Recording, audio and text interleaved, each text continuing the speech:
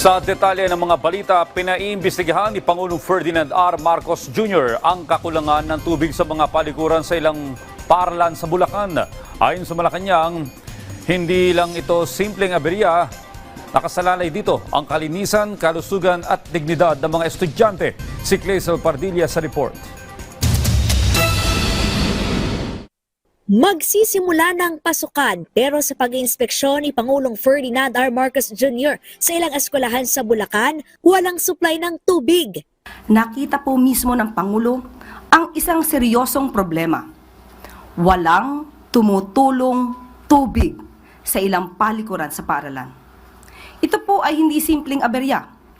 Ito ay usapin ng kalinisan, ng kalusugan at ng dignidad ng ating mga estudyante. Paano sila makakapag-aral ng maayos kung ang mismong eskwelahan ay kulang sa batayang serbisyo? Agad na ipinag-utos ni Pangulong Marcos sa Local Water Utilities Administration LUA na magsagawa ng imbestigasyon sa kawalan ng supply ng tubig sa ilang paaralan, partikular na sa Tibagan at Barihan Elementary School sa Bulacan. Pinatutukoy ni Pangulong Marcos ang ugat ng problema, sino ang may pananagutan at kung paano magkakaroon ng supply ng tubig bago magpasukan. Binigyan ng 48 oras ng Presidente ang LUA para magsagawa ng report. Ang mensahe ng Pangulo ay malinaw. Ang gobyerno ay may pananagutan, hindi lang sa mga estudyante kundi sa bawat magulang na umaasa sa atin. Responsibilidad nating tiyakin na may maayos na pasilidad, sapat na suporta para sa mga guro at sistemang gumagana dahil yan ang pundasyon ng isang ligtas, maayos at epektibong edukasyon. At sa dulo, ang layunin natin ay kapayapaan ng isip para sa bawat magulang. Wala rin lusot kay Pangulong Marcos at pinaiimbestigahan ang krisis sa kuryente sa Siquijor. Kamakailan lamang isinailalim sa state of calamity ang Siquijor dahil sa kawalan ng kuryente na umaabot ng higit 20 oras kada araw.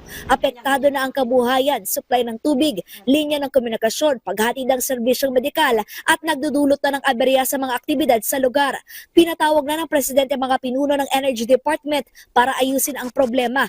Inatasan na rin na magsagawa ng malalim na investigasyon sa power provider na Siquijor Island Power Cooperative at agarang resolbahin ang isyu sa supply ng kuryente.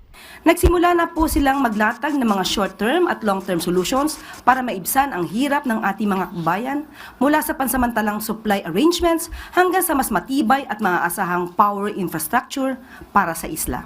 Sa ngayon, nakakuha na ng inisyal na 2 milyong piso ang provincial government ng Siquijor mula sa Calamity Fund nito para makabili ng 2 megawatt na power generator mula sa Palawan at maibsan ang krisis sa supply ng kuryente.